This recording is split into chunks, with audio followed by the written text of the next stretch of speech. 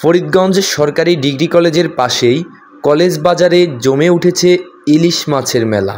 সন্ধ্যা নামার সাথে সাথেই এ মেলা অনুষ্ঠিত হয়। মেলার সাথেই তারা কলেজ বাজারের আশেপাশের এলাকায় মাইকিং করে জনগণকে জানিয়ে দিয়েছেন ফরিদগঞ্জ কলেজ গেইটে বসেছে ইলিশ মাছের মেলা।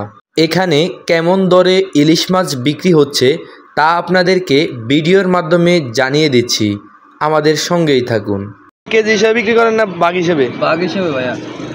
এক বাঘ কত? এক বাঘ দাম চাই 1500। আপনি কত হলে বিক্রি করবেন? এই বাঘ একদম 1000 টাকা করে। এক বাঘ? এখানে দুই বাঘ রয়েছে নাকি? জি। আর এগুলো কত করে বিক্রি করেন?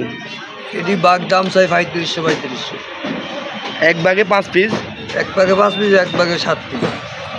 আচ্ছা আচ্ছা। এই বাঘ কত? এই বাঘে 3500। এই বাঘও 3500, এই বাঘও 3500। আচ্ছা আচ্ছা। আপনার পিছনে যে মাছগুলো দেখা যাচ্ছে ওগুলো? এগুলো 4000 হচ্ছে ভাই। এক বাঘ 4000?